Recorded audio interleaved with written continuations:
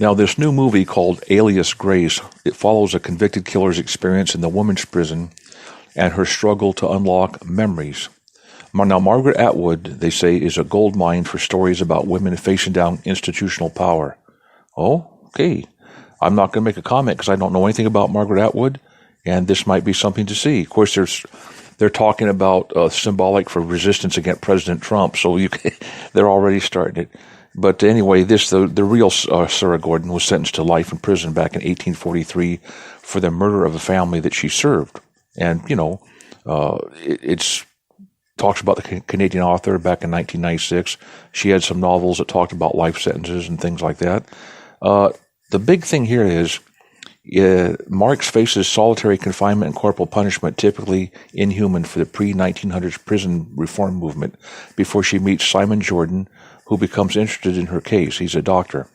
Now, if you're curious about this time frame, Charles Dickens, the guy that wrote Oliver Twist and The Christmas Story and Scrooge and all, he was a guy kind of like me. He was very much like a prison news guy. He started out, nobody had given him a job. He had to cover the hangings and the stuff down at Newgate and the beatings and the prison misdeeds.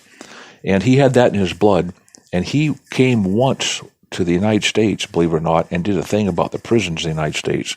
You can get it, I believe it's for free, free audiobook of it at LibriVox.com. They're pretty good folks. It's all free. They don't charge for anything. And he talks about what he found. And in fact, it was so bad they wanted to run him out on a rail. They said, "You're not welcome here, boy." But after, Charles Dickens, it was all forgiven and forgotten. He did come back apparently a second time after it blew over after a number of years. You don't get this stuff in history class, but taking a glimpse into a nation's way they treat inmates gives a kind of glimpse into the soul of the nation. Here's a rough one, folks. Unjustified and unprovoked murder in Candor gets a 20-year sentence. Now, this is one here. This kid looks just like Johnny Mathis, the singer back in the day. This guy, what he did, he tried to kill a person who was going to give him a ride home after a church service because he thought, or he said to police, the victim's life ain't worth nothing. It's not worth anything. Now, the victim was Justin Wilcox. He managed to survive after being, now get this, raise one finger, being choked unconscious, 1, run over with his own car, 2, stomped in the head, 3, and then run over again, 4. Stevens was sentenced to Tioga County Court to 20 years in prison. It was an unjustified and unprovoked attack. So what did he do here? Well, young Stevens choked Wilcox to unconsciousness and shoved him out of his car during the ride home from church. Then he jumps behind the wheel. He gets out and stomps the victim in the head as he lays on the ground. Then he gets behind the wheel, commandeering the victim's car, and drives over. Stevens drove over.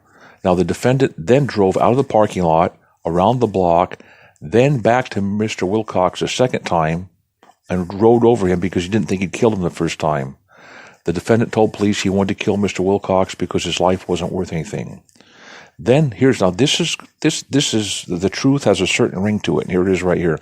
Stevens then got out and put on Wilcox's sneakers and fled the scene in the victim's car. Martin said Stevens returned to the scene about an hour later and punched the victim in the head. After Stevens drove back to his Newman Road residence in Candor, he tossed the victim's clothes behind the garage and drove the car to a nearby field.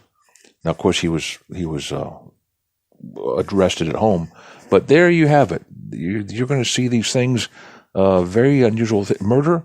Well, what's the Bible say about this? Well, murder is only mentioned about 9 times in the Bible.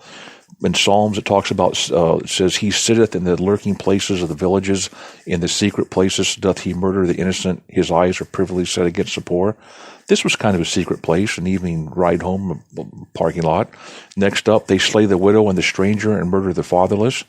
Guy's a stranger, a guy needs a ride. Hey, come on, there it is. Next up, will ye steal, murder, and commit adultery, and swear falsely, and burn incense to Baal, and walk after other gods? Well, we just had Hillary Clinton and John Podesta and the spirit cooking and the Baal worship and the Moloch and the incense stuff, which, this isn't new stuff here. Next up, as the troops of robbers wait for a man and priest murder by the way, it's always on the way. There's something to think about. Folks, I'm going to let you hear the prison bell. This is serious business we're talking about. Thanks for stopping by. This is Prison News. Bye for now.